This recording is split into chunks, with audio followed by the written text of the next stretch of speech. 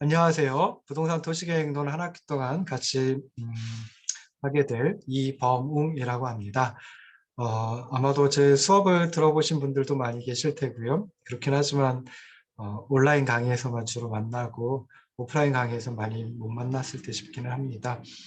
부동산 도시계획론 강의는 지난 학기와 마찬가지로 제가 강의 동영상을 찍어가지고 유튜브에 올리고 도어 시스템에 등록을 해놓으면 여러분들이 도어 시스템에 접속하셔서 이제 수강을 하는 그런 형태로 진행이 될 듯 싶습니다. 조금 지나가지고 그 사회적 거리두기가 완화된다라고 하면 그때는 오프라인 수업에서도 뵙게 될 것 같습니다. 자, 일단은 그 온라인 강의를 할 때는 이제 저는 그 그러니까 온라인 동영상 강의를 촬영을 할 때는 줌이라고 하는 프로그램을 이용해 가지고 촬영을 합니다. 그래서 이렇게 얼굴이 보이는 경우가 있고요. 그 다음에 이제 얼굴이 조그맣게 되면서 강의 안이나 강의 계획서 같은 강의 자료가 이제 좀 올라와 있는 그런 경우도 많이 있을 듯 싶습니다. 일단 부동산 도시계획론의 강의 계획에 대해서 설명을 드리도록 하겠습니다. 자, 한 학기 동안 강의를 진행을 하게 될 텐데요. 강의 계획서 보시면은 부동산 도시 계획론이라고 하는 과목이 있고요. 강의 시간하고 강의실은 화요일 날 9시부터 10시 50분까지, 그리고 수요일 날 9시에서 9시 50분까지입니다. 아마 그 오프라인 강의하고 온라인 강의를 같이 혼합해가지고 한다라고 하면은 그럴 때 이제 화요일 날 수업에서 이제 1시간씩 저를 만나실 수 있을 것 같습니다. 근데 만나도 마스크를 쓰고 있어야 되기 때문에 아마 제 얼굴 여기서 보시는 그 제 얼굴이 이제 진짜 얼굴입니다. 마스크를 쓰고 하니까 솔직히 이제 답답하기도 하고요. 가장 안 좋은 것은 이제 여러분들의 얼굴을 볼 수가 없다라는 거죠. 그래서 마스크 쓰고 있을 때랑 마스크 벗고 있을 때랑 또 느낌이 상당히 많이 다르더라고요. 그래서 벌써 2년째 이 코로나 시국이 계속 되다 보니까 얼굴을 잘 모르겠는 그런 학생분들이 많아가지고 조금 약간 아쉽기도 합니다. 자, 강의 시간, 강의실 이제 설명을 드렸고요. 강의실은 상경대학 511호실입니다. 제 이름은 이범웅입니다. 그래서 발음하기가 좀 어렵죠. 매번 강의 때마다 강의 설명드리면서 말씀드리는 게 호랑이 범자의 공자이다. 기억나시는 분들도 계실 텐데요. 그래서 이범웅이라고 합니다. 제 이름을 갖다가 기록을 하셔야 될 때가 몇 번 있어요. 예를 들어가지고 중간시험이나 기말시험 치르실 때 담당 교수 성명을 쓰도록 돼 있죠. 그래서 그럴 때 쓰시고, 그다음에 과제물에도 또 뭐 담당 교수 해가지고 제 이름을 써야 될 경우도 있을 텐데요. 분명히 말씀드리는데 제 이름을 잘못 쓰시면은 점수에서 삭감을 할 겁니다. 그래서 쓰시려면 정확히 쓰시고요. 잘 모르겠거든 아예 안 쓰시는 게 훨씬 더 나으실 수도 있겠죠. 제 연구실은 상경대학 410호실에 있습니다. 그래서 상경대학 엘리베이터 타시고 4층에서 내려서 왼쪽으로 맨 끝에 있는 방입니다. 그래서 모르는 게 있거나 그러시면 언제든지 제 연구실 찾아오시고요. 제 연구실 찾아오시면은 제가 가끔가다 그 음료수를 드리기도 합니다. 그래서 찾아오실 때 아무것도 가져오지 마시고요. 그리고 오셔가지고 제가 뭐 음료수 드리면 음료수 같이 마시면서 그러면서 이제 얘기를 나누면은 될 듯 싶습니다. 그래서 질문을 많이 하게 되면은 제 얼굴을 많이 보일 테니까요. 직접 대면해가지고 뭐 얘기도 하고 그러면 저도 이제 기분이 좋을 테고, 그다음에 또 아무래도 얼굴을 맞대고 얘기하는 게 좀 서로 간에 그 오해를 피할 수 있는 그 가장 좋은 방법이 싶기도 합니다. 그래서 질문하실 게 있으면 찾아오시면 좋을 듯 싶고요. 연락처는 세 가지가 있습니다. 첫 번째 나오는 890-2205는 연구실 번호입니다. 그래서 연구실 찾아오실 때는 제가 연구실에 있는지 확인을 하셔야 되겠죠. 그래서 연구실 전화로 한번 전화를 해보시면 좋을 듯 싶고요. 두 번째는 제 휴대전화입니다. 그래서 휴대전화 뭐 문자를 보내신다든지 아니면 직접 통화를 하신다든지 할 수 있을 텐데요. 일단은 저도 가정이 있는 몸이고요. 그리고 주말은 이제 가족들하고 같이 지내고 싶어 합니다. 그래서 주말이라든지 아니면 한밤중이라든지 이럴 때는 휴대전화로 전화를 주시면은 제가 참 그렇게 편치는 않은 듯 싶어요. 그래서 휴대전화 이제 그 문자 보내실 때 주로 이제 사용을 하시면 좋을 것 같고요. 마지막에 제 이메일 주소입니다. 그래서 여러분들이 저한테 연락하실 때 꼭 기록에 남겨야 되는 그런 것들도 있습니다. 뭐 예를 들어 가지고 왜 출석을 못했는지 그래서 나중에 사유 있는 결석으로 처리해 주세요라든지 할 때는 그때는 이제 기록에 남기는 게 좋고요. 문자로 보내주시면은 사실 시간이 지나면 이제 문자는 막 뒤로 밑으로 이렇게 내려가 버리죠. 그래서 그러다 보면 제가 다시 찾으려고 할 때 좀 쉽지 않습니다. 근데 이메일로 보내주시면 제가 이메일 폴더를 갖다 이제 분류를 해놓기 때문에 조금 쉽게 찾을 수가 있어요. 그래서 이메일 많이 이제 활용을 하시면 좋을 듯 싶습니다. 자, 교재는 대한국도도시계획학회에서 나온 도시계획론 6.8 2016년 교재입니다. 그래서 교재가 어떤 모양이냐면요. 교재가 이런 모양입니다. 그래서 이게 이제 표지인데요. 도시계획론이라고 하는 서명이고요. 표지가 시꺼멓습니다. 그래서 참 표지를 좀 더 잘 만드셨으면 어떨까 하는 생각이 드는데요. 근데 도시계획론 교재가 그러니까 대학 교재에 나온 교재는 이거 하나밖에 없습니다. 다른 것들은 좀 오래됐다든지 아니면은 도시계획론이라고 하는 게 시험 과목에 들어가 있는 그런 자격증 시험 수험서로다가 이제 좀 나와 있는 것들이 있는데요. 대학 교재로 쓸만한 것은 이제 이 대한국토 도시계획학회에서 이제 여러 교수님들이 함께 쓰신 도시계획론 이 교재가 거의 유일합니다. 그러면서 보시면 이제 원이 3개가 있죠. 뭐 이 3가지가 이제 거의 밀접해 있고요. 그다음 어떤 경우에는 이제 겹칠 수도 있습니다. 그래서 저는 이걸 갖다가 이제 도시계획이라고 하는 게 그냥 어떤 도시학이라든지 또는 도시공학이라든지 뭐 이런 쪽에서만 접근하는 것이 아니라 여러 학문 분야에서 한꺼번에 접근할 수 있기 때문에 이렇게 인접한 학문들 를 강조하기 위해서 이런 표지를 쓰지 않았나 하는 생각을 짤막하게 해봅니다. 자, 다시 돌아가서요. 다시 돌아가서 강의계획서 다시 돌아가 보도록 할게요. 강의계획서가 나왔나요? 아이고 이런. 예, 강의계획서 공유를 하고 다시 보도록 하겠습니다. 자, 그래서 도시계획론이라고 하는 것은 우리 정확한 과목 이름 부동산 도시 계획론이죠. 지난 연도까지는 부동산 계획론이라고 이제 과목명을 붙였었습니다. 근데 그러다 보니까 사실은 도시계획을 배우는 것인데 도시계획을 공부하는 것인데 부동산 계획론이라고 하니까 뭐 부동산 투자와 관련된 계획을 짜는 그런 분야인가 과목인가 뭐 이렇게 이제 오해를 하시는 듯 싶어요. 그래서 도시자를 더 넣어가지고 부동산 도시계획론, 그러니까 부동산학에서 부동산학의 관점에서 도시계획에 대한 지식을 소개하는 과목이다라고 하는 걸 강조하기 위해서 부동산 도시계획론이라고 이제 이름을 조금 변경을 했습니다. 자, 그러면 이제 부동산 도시계획론에서는 결국 도시계획이라고 하는 것을 여러분들이 공부를 하시게 될 텐데요. 그럼 도시계획은 무엇이냐라고 했을 때 도시라는 공간을 대상으로 해가지고 이 도시가 원활히 기능하고 또 더 발전할 수 있도록 하는 계획 그리고 실천까지를 갖다가 도시계획이라고 보통 얘기를 합니다. 그래서 이번 과목 부동산 도시계획론에서는 도시계획의 개념 그리고 계획 이론, 부문별 계획, 집행계획 해가지고 이런 것들 이론과 그다음에 현행 제도에 대해서 소개를 하려고 합니다. 그래서 부동산 도시계획론의 교육 목표 이거 학교에서 제공해주는 강의 계획서에 나와 있죠. 제가 써놨습니다. 그래서 부동산 도시계획론은 첫 번째 도시계획의 개념이라든지 계획이론, 계획제도, 계획체계 이런 기본적인 이론을 갖다가 좀 공부하고요.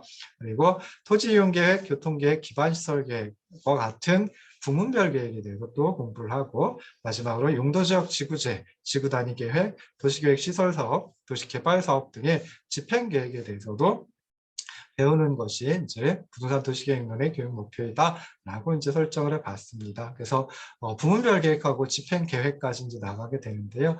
부문별 계획은 또는 부문 계획이라고 하는 것은 말 그대로 이제 계획의 의미를 강하게 가지고 있습니다. 그런데 뒤에 나오는 집행계획이라고 하는 것은 계획의 의미에다가 거기다 이제 실천 또는 실행의 의미를 갖다가 굉장히 강하게 가미한 것이다라고 생각을 하시면 좋을 듯 싶어요. 그래서 이 세 가지 기본적인 이론, 부문계획, 집행계획 이것들을 갖다 이해하는 것이 부동산 도시계획론이라는 과목의 목표이다라고 생각을 하시면 좋을 듯 싶습니다. 자, 평가 방법은 네 가지 평가 항목으로 이제 평가를 하도록 하겠습니다. 그래서 중간 시험, 기말 시험 해가지고 2번의 시험이 있고요. 2번의 정규 시험이 있습니다. 그래서 이 2번의 시험은 각각 한 4 내지 6문항 정도를 갖다 출제를 하고요. 대부분은 이제 논술형으로 이제 출제를 합니다. 그래서 논술 서술형으로 출제를 합니다. 그래서 논술형 좀 길게 쓰는 거, 그다음에 약술형에서 조금 짧게 쓰는 거, 짧게 쓴다 그래도 한 4-5줄 정도 되고요. 답안지로. 그다음에 길게 쓰면은 거의 10줄 넘겨서 답안지 한쪽 이 정도 이제 쓸 수도 있습니다. 자, 중간시험, 기말시험 중에 기말시험 배점이 조금 더 높습니다. 5% 정도 높거든요. 그래서 이렇게 하는 이유는 중간시험까지 이렇게 따라오시다가 조금 힘드실 수도 있겠죠. 여러 가지 일이 있을 수도 있고, 그래도 기말시험까지 좀 잘 따라오시면 기말시험 배점에서 높으니까 좋은 점수를 받을 가능성이 좀 높죠. 그래서 기말시험까지 잘 따라오시라고 기말시험의 배점을 조금 높여놨습니다. 자, 중요한 것은 이제 2번의 정규시험에 꼭 참석을 하셔야 되고요. 참석하셔서 시험을 치르다가 부정행위를 하는 경우에 저에게 발각이 되면 그럼 분명히 F학점을 드리겠죠. 그리고 나서 그냥 거기서 끝이는 게 아니라 학교 당국에 징계를 요청하도록 할 것입니다. 그래서 반드시 징계를 받도록 이렇게 할 거니까요. 중간시험, 기말시험 시험 치르실 때 그 부정행위를 하지 않으시면 좋을 듯 싶습니다. 여러분들 지금 대부분 3학년 2학기이실 텐데요. 제가 기억에 이 과목이었던가 시험 치르다가 한 명이 컨닝을 하다 걸렸습니다. 그래서 일단 징계를 갖다 요청을 했고요. 그리고 나서 또 그 학교 당국에서 하는 징계보다 더 강한 징계는 이제 우리 교수님들한테 알리는 거죠. 그래서 교수님들한테 틈만 나면 제가 컨닝했습니다. 컨닝하다 걸렸어요. 이 소리를 계속 말씀드렸어요. 그래서 다른 교수님들도 이제 별로 그렇게 좋게 생각하지 않으시는 것 같더라고요. 그래서 나쁜 짓을 하면 반드시 벌을 받아야 된다라고 저는 생각을 합니다. 그래서 그 학생 같으면 제 기억에 2학년 2학기에 컨닝을 하다 걸렸으니까 아마 그래요. 그래서 3학년 4학년부터 제 수업을 당연히 못 듣겠죠. 예. 듣지 못했습니다. 그리고 제가 다른 교수님들한테 알려가지고 다른 교수님들도 이제 그 학생을 갖다 좀 좋게 보이지는 않으셨던 걸로 기억을 하거든요. 그래서 조금 나쁜 짓을 하면 반드시 벌을 받는다라고 하는 거 제가 강하게 그런 생각을 가지고 있기 때문에 시험 보실 때, 시험 치르실 때 부정행위 하지 마세요. 자, 그 다음에 이제 세 번째가 과제물입니다. 과제물은 이제 15% 15점을 갖다가 배점을 했고요. 2번 여러분들한테 제시하고 과제물 주제를 제시하고 여러분들이 과제물을 제출하셔야 됩니다. 그래서 각각의 것을 10점 만점으로 하고요. 그럼 2번이니까 총 20점이 되겠죠.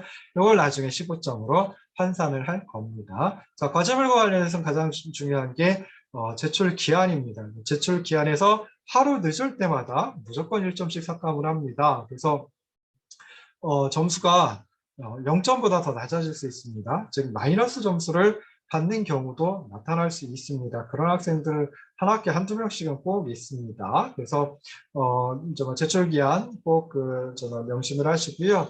그 다음에 이제 주제는 도시계획과 관련된 신문 기사를 스크랩하고 그에 대한 본인의 의견을 갖다가 논평으로 다는 겁니다. 코멘트를 다는 거, 이거 이제 과제물 주제이고요. 그 다음에 과제물 제출하는 방법은 전에는 이메일로 받았었는데요. 이게 좀 쉽지 않더라고요. 그래서 교수학습 지원 시스템에 과제라고 하는 부분이 있습니다. 거기에 제가 과제물 주제를 제시하고 언제까지다 공지를 하면 그리고 여러분들이 거기에다가 업로드하는 형태로 다 해서 제출하는 방법을 쓰도록 하겠습니다. 과제물 제출 시한보다 늦으면 1점씩 삭감된다. 보통 첫 번째 과제물 제가 10월 10일인가까지 죄송합니다. 여기 나와 있을 텐데요. 첫 번째 과제물은 10월 10일까지 제출하시라고 이렇게 되어 있거든요. 제출 기한이에요. 네, 10월 10일 이후에 11일 날 제출했다. 1.4강 합니다. 그럼 끝까지 제출하지 않으면 일단 과제물 점수 빵 점수부터 시작하겠죠. 그러면서 기말 시험 보고 제가 성적 매길 때까지 제출하지 않으시면 마이너스 한 60 몇 점까지, 마이너스 한 70점까지도 내려갈 수 있겠네요. 그렇게 되겠죠. 자, 그러면 이제 중간 시험 아무리 잘 보고, 기말 시험 아무리 잘 봐도 합쳐봤자 75점인데, 과제물 점수에서 다 빼앗겨 버립니다. 첫 번째 과제물 안 냈으면 두 번째 과제물도 안 낼 가능성이 높죠. 그러면은 과제물 점수가 마이너스 100점 넘길 수 있고요. 마이너스 100점이면은 뭐 중간 시험, 기말 시험 아무리 잘 보고 출석 제대로 해도 안 됩니다. 그래서 과제물 꼭 유념하시고요. 네, 출석은 10% 10점 배점을 했습니다. 그래서 출석 오프라인 수업을 해도 매번 그 출석 점검을 할 테고요. 온라인 강의를 할 때는 자동적으로 출석 체크가 되죠. 그래서 3시간 결석을 하면은 그때는 2점 감점을 하도록 하겠습니다. 그리고 2시간 결석을 하면 1점 감점은 1시간 결석하면 이건 이제 감점되지 않겠죠? 근데 뒤에 한 번 더 1시간 결석을 하면 합쳐서 2시간 결석이 되니까 1점 감점 하게 합니다. 그래서 보시고요. 그 다음에 출석 점수도 0점보다 더 낮아질 수 있겠죠. 워낙 안 한다, 온라인 강의 안 듣는다라고 하면 0점보다 더 적어질 수 있다라고 하는 걸 유념하시기 바랍니다. 자, 오프라인 수업을 할 수도 있겠죠. 대면 강의를 할 수도 있습니다. 대면 강의를 하는데 못 나온다, 뭐 일이 있어가지고 제 수업보다 훨씬 더 중요한 일이 있어서 나오지 못하는 경우도 당연히 있을 수 있습니다. 그래서 그럴 때는 사전 또는 사후에 저에게 얘기를 해주시면 사유 있는 결석으로 처리하고 출석 점수에서 감점하지 않도록 하겠습니다. 우리가 아무리 대면 강의 많이 해봤자 또 온라인 오프라인 그 혼합 수업으로 가가지고 대면 강의를 많이 해봤자 한 12번밖에 안 되거든요. 10번 정도나 될까요? 사회적 거리두기 계속 4단계 유지할 것 같기도 하고 그렇죠. 그래서 한 10번이나 될까 할 텐데 그래서 딱 한 번 기회를 드릴 겁니다. 그래서 한 번만큼은 사유를 저에게 얘기해 주시면 그때는 사유 있는 결석 해가지고 감점 처리하지 않을 테니까요. 그것도 꼭 얘기를 해주셔야 됩니다. 제가 알아서 하는 거 아니라요.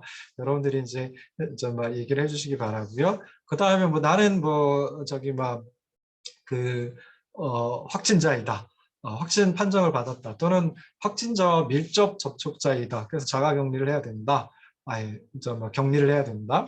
그 다음에 또 뭐 어떤 경우에는 뭐 나 백신 맞으러 가야 돼요. 라고 하면 그럴 때는 이제 그 공결 처리를 할 겁니다. 그러니까 그거는 사유 있는 결석도 아니고 그냥 학교에서 인정하는 결석 처리로 될 거예요. 근데 그거는 여러분들이 그 관련된 서류를 갖다가 증빙 서류를 제출을 하셔야 되고 저한테 제출하시는 게 아니라 이제 학과 사무실에 제출을 하셔야지 아마 인정을 받을 겁니다. 그래서 이렇게 해가지고 평가 방법 이제 설명을 드렸고요. 자, 평가 방법 설명드리면서 이것도 꼭 설명을 드려야죠. 여러분들이 F학점을 받을 수 있는 2가지 방법이 있습니다. F학점 달라고 해도 안 드립니다. 그래서 나는 C0 학점을 받느니 F학점 받겠다라고 해서 F학점 달라고 하셔도 F학점 안 드립니다. 그래서 F학점을 받는 정말 첫 번째 방법은 중간시험이나 기말시험에 참석하지 않을 때 2번의 시험 중 한 번이라도 빠지면 F학점 드릴 겁니다. 이거 아까 컨니 했을 때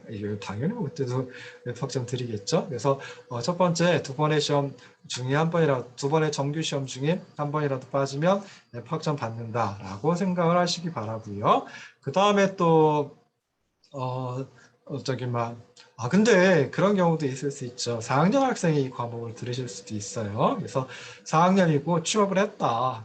그래서 이 과목을 꼭 듣고 싶다라고 하면은 자, 그때는 이제 저한테 미리 연락을 해가지고 논의를 하시기 바랍니다. 그래서 2번의 시험 중에 한 번은 꼭 참석하셔야 되고요. 나머지 한 번은 이제 다른 방법을 통해 점수를 산정하는 그런 것을 갖다 이제 논의를 하도록 하겠습니다. 그래서 첫 번째 방법, F학점 받는 첫 번째 방법 무엇이냐?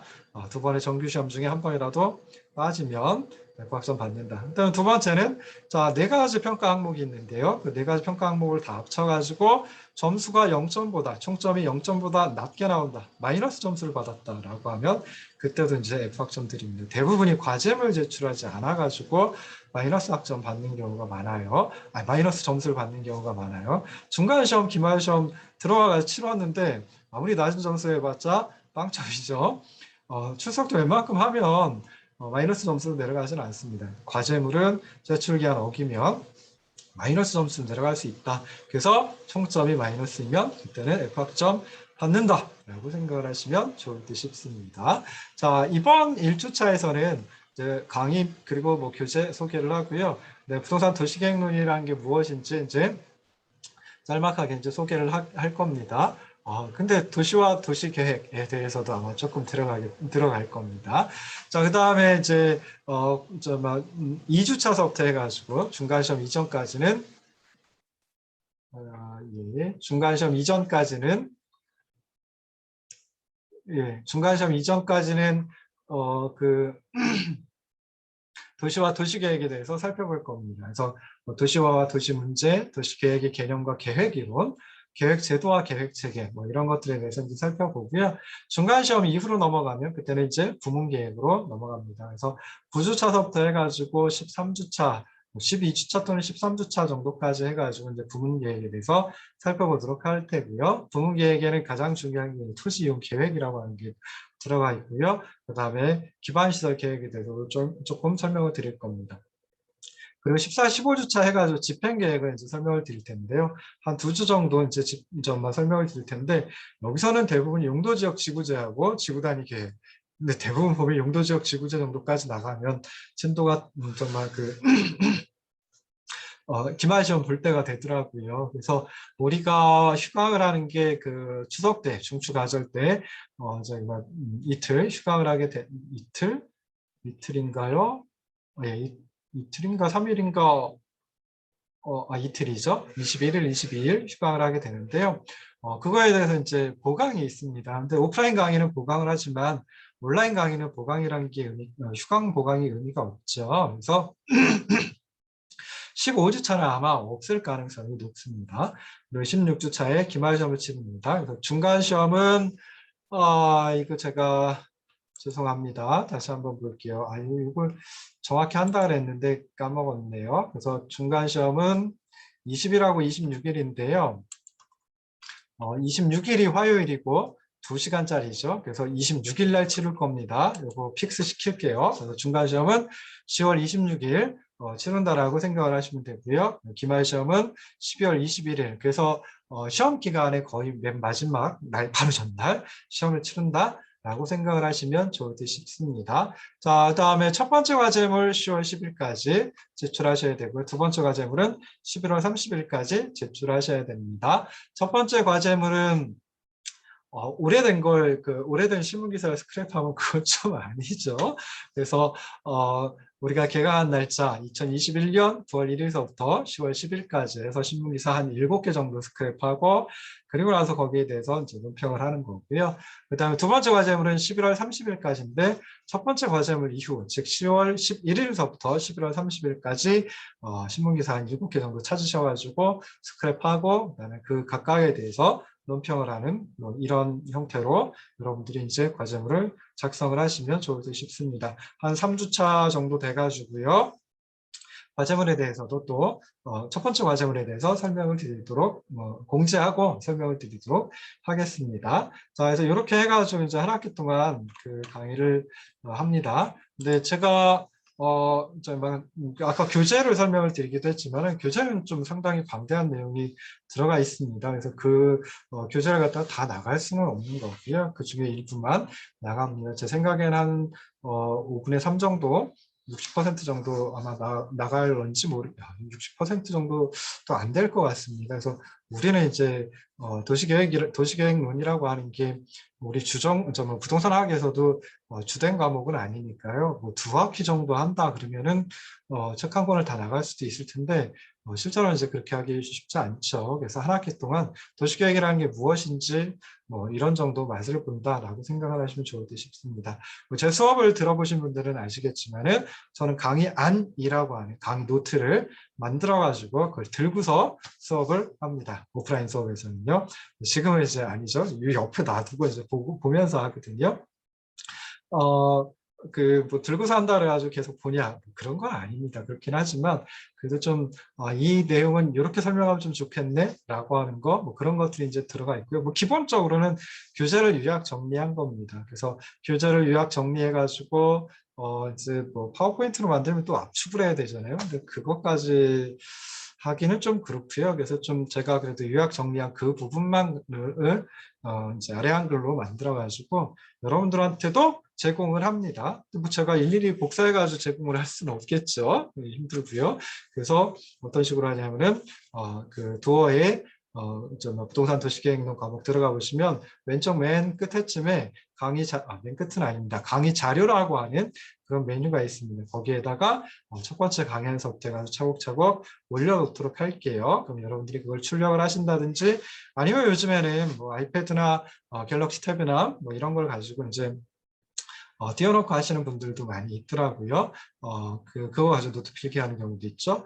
근데 제가 제공해 드린 건 아래 한글이에요. 근데 패드나 이런 데서는 이제 PDF 파일로 변환을 해가지고 다른 그 앱 어플리케이션 이용해가지고 노트 필기하고 또 PDF로 다시 저장하고 뭐 이런 식으로 하더라고요. 그래서 PDF로 전환하는 거, 변환하는 거, 다 잘 아시죠? 아래 한글 프로그램에서도 그 PDF로 변환하는 그런 기능이 있습니다. 그래서 뭐 PDF로 보시고 싶으신 분들은 그렇게 하시고요. 변환하시고요. 그다음에 아래 한글 파일 출력하셔가지고 프린트 하셔가지고 옆에다 두고 그리고 나서 동영상 강의를 들으시면 그게 훨씬 더 좋지 않을까 하는 생각입니다. 그래서 정말 강의 안이라고 하는 거 여러분들한테 제공을 해드리고 강의 계획서도 올려놓을 겁니다. 그래서 그것들을 이제 참고해 보시면 좋을 듯 싶습니다. 자, 잠깐 쉬었다가 다시 돌아오도록 하겠습니다.